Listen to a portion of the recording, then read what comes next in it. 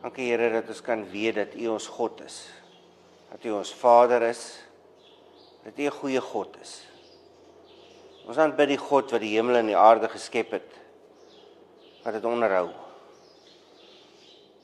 Ons aanbid die Vader van Jesus Christus. Dit is in Jesus se naam wat ons na U toe kom vanoggend en vra dat U ons sal toevou met U liefde, U beskerming en U krag. Here, dat U ons vol maak met die Heilige Gees en dat strome lewende water uit ons sal uitvloei. Dankie Here dat ons kan weet dat U ons God is. Dat ons kan weet dat U vir ons lief is. En ons kyk na 'n gebroke wêreld om ons en ons besef dat die wêreld U nodig het en ons weet nie altyd hoe om dit te laat gebeur nie. Ons kom vra vanoggend vir U om in te kom, om verandering te bring, om vernuwing te bring, om nuwe lewe te bring. En ons vra dat U sal kom inkom en dat U Heilige Gees sal uitstort. Here, ons bid vir 'n gees van berou, Vader, vir die sondes wat op aarde gebeur. Here, ons bid vir 'n gees van versoening. Ons bid vir 'n terugkeer na U toe, 'n terugdraai na U toe om weer U waardes en U goedheid te soek.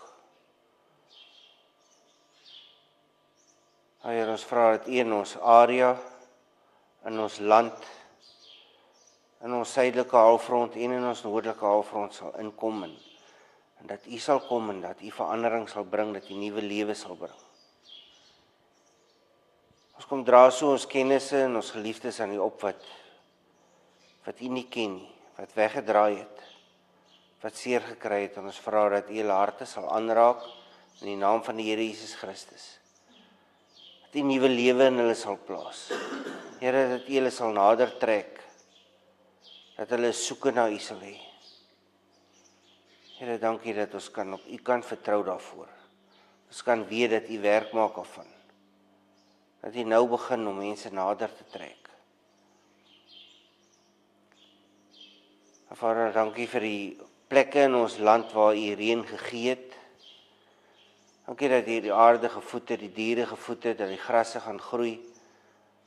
Maar ons kom bid ook so vir die Weskaap, vir ons area wat se reën moet begin, Vader. Ons kom bid dat die reën sal gee op die regte tyd, genoeg reën, en dat U ook ons grond sal vul met U water. Dankie vir die woord, Here, dat ons om U woord by mekaar kan kom, dat U woord gegee het, om ons sterk te maak, om ons te rig. En ek vra dat U vanoggend ook so U woord vir ons sal oopbreek, en dat U woord lewend sal word in ons, en dat soos ons deur hierdie week beweeg, U woord uit ons sal uitvloei. Ons bid dit so in Jesus se naam. Amen.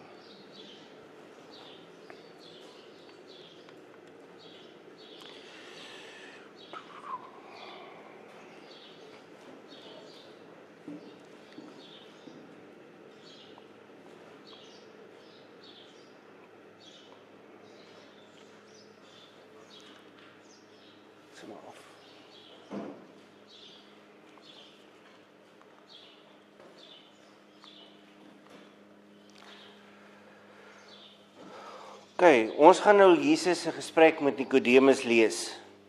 En dit sal dalk beter wees as ons eers 'n bietjie agtergrond daaroor kry.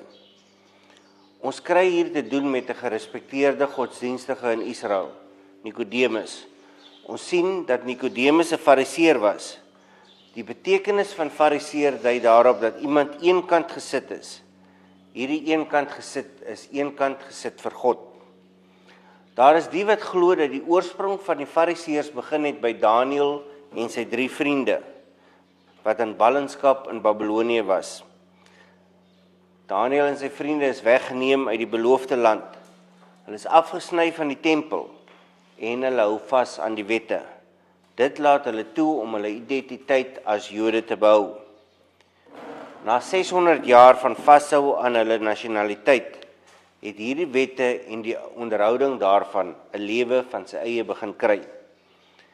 Die Fariseërs het 'n hegte broederskap begin vorm, 'n godsdienstige, maar ook 'n politieke groep wat die respek van hulle volksgenote gehad het. Hulle het die geskrifte ontleed en hard daaraan gewerk om die algemene wette elke dag te onderhou. Kom ons kyk na een voorbeeld. Eksodus 20 vers 10 tot 11. Maar die 7de dag is die Sabbat van die Here jou God. Dan mag jy geen werk doen nie. Nie jy of jou seun of jou dogter, of die man of vrou wat vir jou werk, of enige dier van jou of die vreemdeling by jou nie. Die Here het in 6 dae die hemel en alles daarin gemaak, die aarde en alles daarop, die see en alles daarin. Op die 7de dag het hy gerus, en daarom het die Here dit as gereelde rusdag geheilig. Nou hierdie was die wet, maar om seker te maak dat die volk weet hoe om dit te verstaan, het hulle gegaan en hulle het rus gedefinieer. Hulle sit dus 'n lang lys van vereistes oor rus hierby. Hierdie mondelinge oordraagde vereistes word later in die geskrewe Misna opgeneem, en die gedeelte oor hoe om ordentlik te rus behels 21 hoofstukke. As ons 'n tydjie het om te rus, gaan ek en Elisabeth hierdie 21 hoofstukke moet bestudeer, om ons in te studeer in die kuns van ordentlike rus. Kom ons lees Johannes 3 vers 1 tot 21. Daar was 'n man met die naam Nikodemus. Hy het aan die party van die Fariseërs behoort, en hy was 'n lid van die Joodse Raad. Een nag het hy na Jesus toe gekom en vir hom gesê: Rabbi, ons weet dat u 'n leermeester is wat van God af gekom het. Want niemand kan hierdie wondertekens doen wat u doen as God nie by hom is nie. Daarop sê Jesus vir hom: Dit verseker ek jou, as iemand nie opnuut gebore word nie, kan hy nie die koninkryk van God sien nie. Nikodemus vra hom toe: Hoe kan 'n mens gebore word as hy al 'n ou man is? Hoe kan hy tog 'n tweede keer in sy moeder se skoot kom? En hy kan tog nie 'n tweede keer in sy moeder se skoot kom en gebore word nie. Jesus het geantwoord: Dit verseker ek jou, as iemand nie uit water en gees gebore word nie, kan hy nie in die koninkryk van God kom nie. Wat uit die mens gebore word, is mens, en wat uit die gees gebore word, is gees. Moenie verbaas wees dat ek vir jou sê, julle moet opnuut gebore word nie. Die wind waai waar hy wil, jy hoor sy geluid, maar jy weet nie waar hy vandaan kom en waarheen hy gaan nie. So gebeur dit met elkeen wat uit die gees gebore is. Nikodemus vra hom toe: Maar hoe is dit moontlik? En Jesus antwoord hom: Jy is die bekende leermeester van Israel, en jy verstaan dit nie? Dit verseker ek jou, ons praat oor wat ons weet, en ons getuig oor wat ons gesien het, en tog aanvaar julle nie ons getuienis nie. Ek het julle van die aardse dinge vertel, en julle glo dit nie. Hoe sal julle glo, as ek julle van die hemelse vertel? Niemand op aarde was al in die hemel nie, behalwe hy wat uit die hemel gekom het, naamlik die Seun van die mens. Moses het die slang in die woestyn hoog op 'n paal gesit. So moet die Seun van die mens verhoog word, sodat elkeen wat in hom glo, die ewige lewe kan hê. God het die wêreld so lief gehad, dat hy sy enigste seun gegee het, sodat die wat in hom glo, nie verlore sal gaan nie, maar die ewige lewe sal hê. God het nie sy seun na die wêreld toe gestuur om die wêreld te veroordeel nie, maar sodat die wêreld deur hom gered kan word. Wie in hom glo, word nie veroordeel nie. Wie nie glo nie, is reeds veroordeel, omdat hy nie die enigste seun van God glo nie. En so kom die skeiding. Die lig het na die wêreld toe gekom, en tog het die mense eerder die duisternis as die lig liefgehad, want hulle dade was sleg. Elkeen wat kwaad doen, haat immers die lig, en kom nie na die lig toe nie, sodat sy dade nie aan die kaak gestel moet word nie. Maar wie volgens die waarheid handel, kom na die lig toe, sodat dit duidelik kan blyk dat sy dade in gehoorsaamheid aan God gedoen is. In hoofstuk 2 vers 18 tot 22 het ons 'n negatiewe gedeelte gehad, waar die leiers Jesus se autoriteit uitgedaag het. Een van hierdie leiers, dit beteken hy moes ook 'n lid van die Sanhedrin gewees het, sien egter iets anders in Jesus raak, en hy besluit om nader ondersoek in te stel. Nikodemus kon dan ook een van die gewees het wat in hoofstuk 2 geglo het, maar wat nie deur Jesus vertrou is nie, omdat hy die harte van mense geken het. Nikodemus was dan 'n geheime volgeling van Jesus.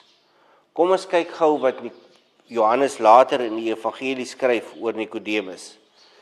In Johannes 7 vers 50 tot 51 lees ons: Nikodemus, wat voorheen na Jesus toe gekom het en wat een van hulle was, sê toe vir hulle: volgens ons wet kan ons mos nie sommer iemand veroordeel sonder om eers sy kant van die saak te hoor en vas te stel wat hy doen nie.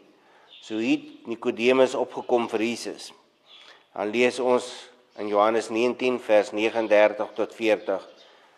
Nikodemus, wat 'n keer in die nag na Jesus toe gekom het, het ook gekom en 'n mengsel van omtrent 50 liter mirre en alwyn gebring. Hulle het die liggaam van Jesus geneem en dit met geerolie behandel en in doeke toegedraai, soos dit die gebruik van die Jode was om iemand vir die begrafnis uit te lê. Nou kan ons na die gedeelte begin kyk. Kom ons lees weer verse 1 en 2. Daar was 'n man met die naam Nikodemus.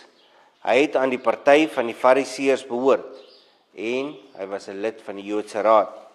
Eendag het hy na Jesus toe gekom en vir hom gesê: Rabbi, ons weet dat u 'n leermeester is wat van God af gekom het, want niemand kan hierdie wondertekens doen wat u doen as God nie by hom is nie. Ons het hier 'n leier van die volk, 'n lid van die Sanhedrin. Die Fariseërs was kenners van die wet. Nikodemus is 'n Griekse naam. Hy was 'n aristokraat, 'n man van kennis, maar ook van belangrike afkoms. Sy naam beteken oorwinnaar oor mense. Hierdie was nie sommer jou gewone Jood nie. Ons het hier te doen met 'n baie belangrike man. Hierdie belangrike man kom in die nag by Jesus aan. Nou sommige beweer dat dit is omdat hy nie wil hê dat sy medeleiers sien dat hy vir Jesus besoek nie, terwyl ander weer voorhou dat Jesus te veel mense om hom gehad het in die dag en dat Nikodemus liewers in privaatheid met Jesus wil praat. Hy, die hooggeplaaste rabbi, kom praat met Jesus, die jong rabbi van Nasaret. Dit kon nie goed gewees het vir sy status nie. Beide die redes vir die nagtelike besoek dra gewig. Verder deur Johannes sien ons egter dat nag verband hou met geestelike donkerte. Lig konfronteer die donkerte en dit bring redding. Nikodemus is nog nie 'n volgeling van Jesus nie en kom praat met Jesus uit hierdie donker wêreld waarvan hy deel is. Hy begin sy gesprek baie positief. Hy erken Jesus as 'n rabbi en hy spreek Jesus aan as 'n rabbi. Ons sien ook dat Nikodemus praat van ons weet. Hy kom dus as die verteenwoordiger van 'n groep leiers. Hierdie leiers dink Jesus is inderwaarheid iemand wat deur God gestuur is om ander te kom leer. Rabbies was die wat offisieel die volk geleer het oor die wette. Hier stel Nikodemus dit egter dat hulle weet dat God vir Jesus gestuur het om hulle te kom leer. Hy stel dit dan duidelik dat hulle weet dat Jesus 'n goddelike oorsprong en roeping het. Hy erken Jesus se goddelikheid. Hy erken nie Jesus se goddelikheid nie, net dat Jesus doen wat van God afkom. In hoofstuk 9 vers 16 sal ons sien dat die Fariseërs sê dat Jesus beslis nie van God afkom nie. Nikodemus wys hier dat sy geloof in die eerste fase is. Dit gaan oor die wonderwerke van Jesus.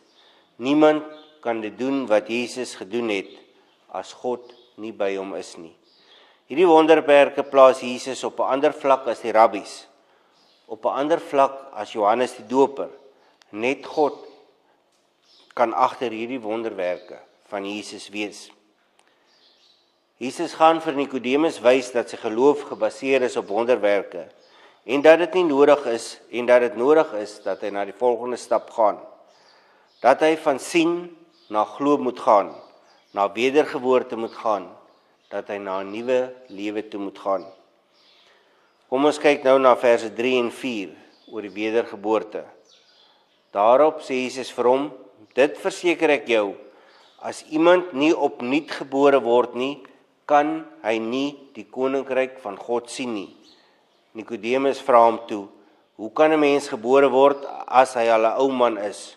Hy kan tog nie 'n tweede keer in sy moeder se skoot kom en gebore word nie. Nikodemus het nie 'n vraag gevra nie. Jesus antwoord nie 'n geïmpliseerde vraag nie. Jesus gaan Nikodemus se bootjie skud met 'n stelling wat hom vol vrae los en onmoontlik klink vir hom. Niemand kan die koninkryk van God sien as hy nie opnuut gebore word, weergebore word, born again is nie. Nou hierdie opnuut gebore, wedergebore in Grieks dra 'n dubbele betekenis. Dit het 'n betekenis van tyd, maar ook ruimte. En dit kan dus ook vertaal word en beteken weergebore of van bo af gebore.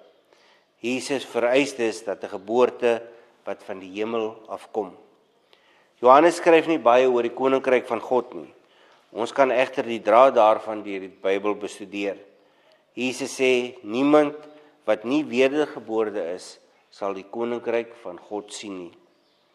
Hierdie koninkryk van God is 'n hemelse werklikheid en slegs bereikbaar vir ons deur 'n hemelse wedergebore.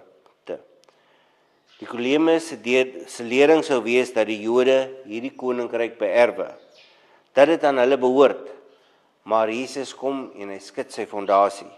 Selfs die Jode het wedergeboorte nodig om die koninkryk van God te sien. In vers 4 sien ons dat Nikodemus dit nie heeltemal begryp nie. Hy kyk letterlik hierna en besef nie die volheid daarvan dat Jesus van God af kom nie. Hy verstaan nie die wedergeboorte wat nodig is om die koninkryk binne te gaan nie. Hoe kan 'n man weer 'n vrou binne gaan en weer gebore word?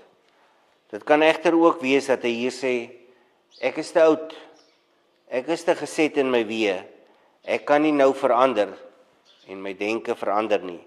Ek leef al my hele lewe lank op hierdie manier. Vir my is dit nie nou moontlik om te verander nie. Ons weet egter, dit is altyd moontlik om te verander. Ons kom dan by die gedeelte waaroor daar soveel verskille is as wat daar kommentare is. Vanaf vers 5.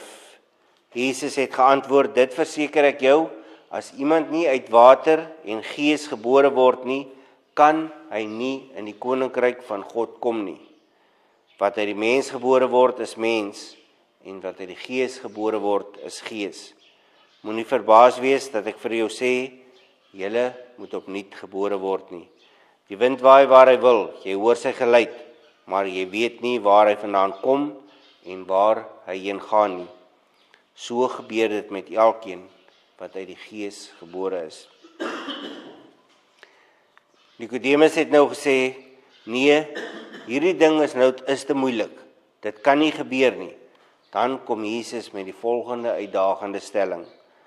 Elkeen moet uit water en gees gebore word. Nou self tot vandag toe is daar verskille oor wat dit beteken. In die begin is gedink dat hierdie gepraat het van natuurlike geboorte uit water en geestelike geboorte, wedergeboorte. In Grieks was hierdie twee egter interafhanklik van mekaar gestel. Kom ons kyk wat Jesus sê oor water, soos dit deur Johannes beskryf word. In Johannes 7 vers 38 tot 39. Met die een wat in my glo is dit soos die skrif sê, strome lewende water sal uit sy binneste uitvloei. Hiermee het hy na die Gees verwys, want die mense wat tot geloof in hom gekom het, sou die Gees ontvang. Die Gees was nog nie uitgestort nie, omdat Jesus toe nog nie verheerlik was nie. Johannes gebruik dikwels die water as 'n metafoor vir die Heilige Gees. Nou Nikodemus kon hierdie op verskeie maniere verstaan het. Tot nou toe in die evangelie het alles behalwe een geval wat oor water gegaan het, oor die doop van Johannes die Doper gegaan.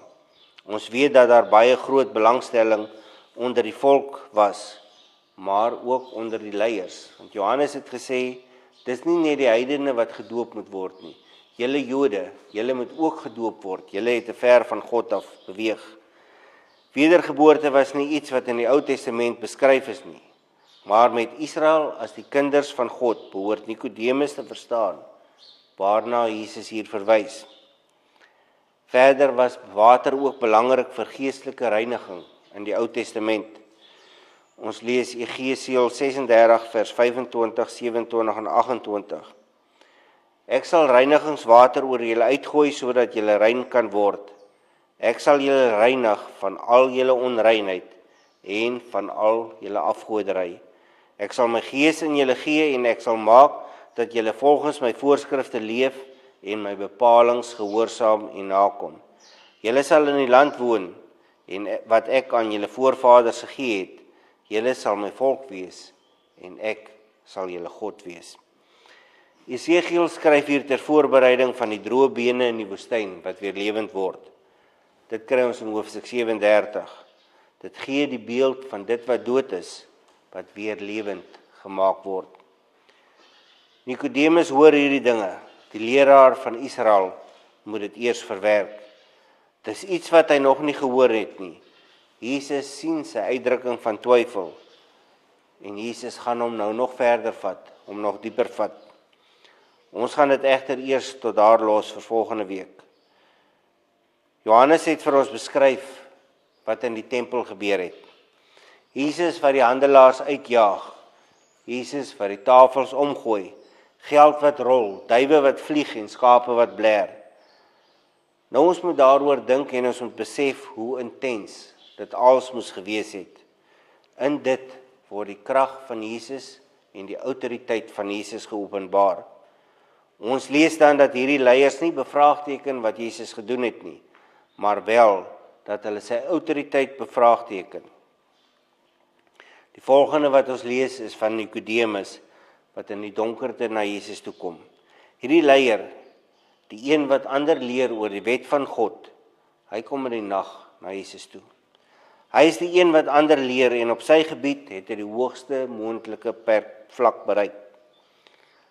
Hy het egter iets gesien wat hy kort, die krag en die autoriteit van God. Hier is die jong rabbi van Nasaret, Jesus, en hy het iets waarvan Nikodemus nog net gehoor het, maar wat hy nog nooit beleef het nie. Of hy op sy eie besluit het om te gaan, en of hy afgevaardig was, weet ons nie. Wat ons wel weet, is dat hy in die nag tot by Jesus opdaag, en dat Jesus nie doekies omdraai nie. Jesus wys vir hom dat hy nie eers nodig het om 'n vraag te vra nie. Hy weet wat Nikodemus wil vra. Hy weet waarmee Nikodemus sukkel. Hierdie gaan 'n baie belangrike gesprek wees, beslis die belangrikste van Nikodemus se lewe en een van die belangrikstes opgeteken in die Bybel. Wat het Nikodemus aangetrek na Jesus toe? Nuuskierigheid oor die krag en die autoriteit van Jesus. Vandag hou die buite die kerk ook vir ons dop, ons wat binne die kerk is. Is ons anders? Leef ons anders? Doen ons anders? Het ons iets wat hulle graag wil hê? As die antwoord nee is, gaan hulle nie nuuskierig wees nie. Hulle gaan nie in die kerk inkom nie. Nikodemus se godsdiens was 'n godsdiens van werke, 'n godsdiens van goed doen. Hy loop hom vas teen die krag en die autoriteit van God. Sien die wêreld se God se krag en autoriteit in ons, of sien hulle 'n godsdiens van goeie werke? Jesus behandel nie vir Nikodemus met vleitaal en met paai woordjies nie. Hy gee vir hom die waarheid. Hy skud Nikodemus se fondasie, sodat hy moet antwoord, dit is onmoontlik.